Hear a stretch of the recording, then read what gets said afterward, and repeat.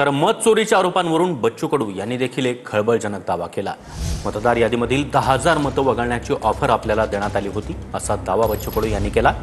मत न देणाऱ्या मतदारांना यादीतून वगळण्याची ऑफर होती असं देखील कडू यांनी म्हटलंय। सरकारमधीलच काही लोकांनी आपल्याला ही ऑफर दिल्याचा दावा बच्चू कडूंचा आहे। विधानसभेच्या अगोदर मला 10,000 लोकांची लिस्ट मागितली होती का आम्ही ते नाव उडून टाकतो जे तुम्हाला मतदान भेटत नाही ते उडून टाकू आम्ही ते।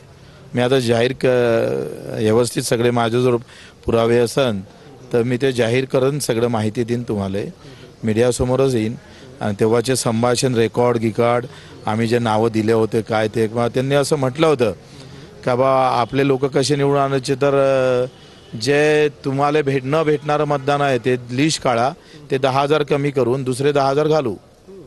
हा पुरावा देऊ तुम्हाला आला वेळ तर। अशी ऑफर होती तुम्हाला थेट? हां, कोण दिली होती ऑफर? पुरावे भेटते सांगतोय मी सगळं, येऊ द्या हाती। म्हणजे सरकारमधले लोक होते का कोणी त्रयस्थ पार्टी होती? सरकारमधलेच कमी करू शकते का नाही भाऊ? आपल्यात काय ताकद आहे? तुमच्यातही ताकद नाही, तुमच्या वरच्या लोकांकडे आहे, तुमच्यात नाही आहे। तुम्हाला निगेटिव्ह जाणारी मतं बाद करू आणि तुम्हाला पॉझिटिव्ह असणारी मतं यादीत घेऊ अशी ऑफर होती? हा, तुम्ही स्वीकारली नाही?